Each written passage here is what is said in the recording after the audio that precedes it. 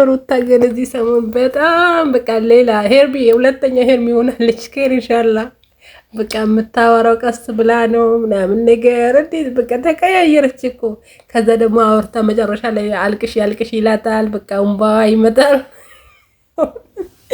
እንዴ አልቃሻ ሆነች። የታለች ያቺኛው ሩታ? ኧረ ራስሽን ሁኚ እናቴ፣ አያምርብሽም። ራስሽን ሁኚ እንዴ ሌላ ሰው ሆነች ጌታ። እዚህ ሰሞን አብርሃም ከዳነ ጊዜ ጀምሮ በቃ ሌላ ሰው ደግሞ በየቪዲዮ ታለቅሳለች። እኔ ምን እንደሆነ አላውቅም። እና ብቻ ገረመችኝ ጌታ። ልክ ልጃገረድ እንዴት ነው የቤት ልጅ ውጭ አይዳ ማታውቀው ቤት በቃ አይደለም ቤተሰብ ጋር ያለች አይደል እንደ ወደ ጭንቅላቷን እያገለበበጠች ወይኔ ብላኬ ወይኔ ሩታ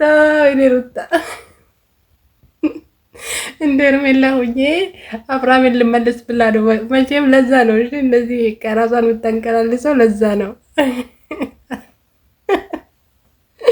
በልብድብ ባልኩት አልሆነልኝም። እስኪ ደግሞ በፍቅር ልጨምር እንደሷ ሆኜ ሊሞክር ብላ እየሞከረች ነው። በቃ ሩታውን በዚህ ሰዓት እየሞከረች ነው ያለችው።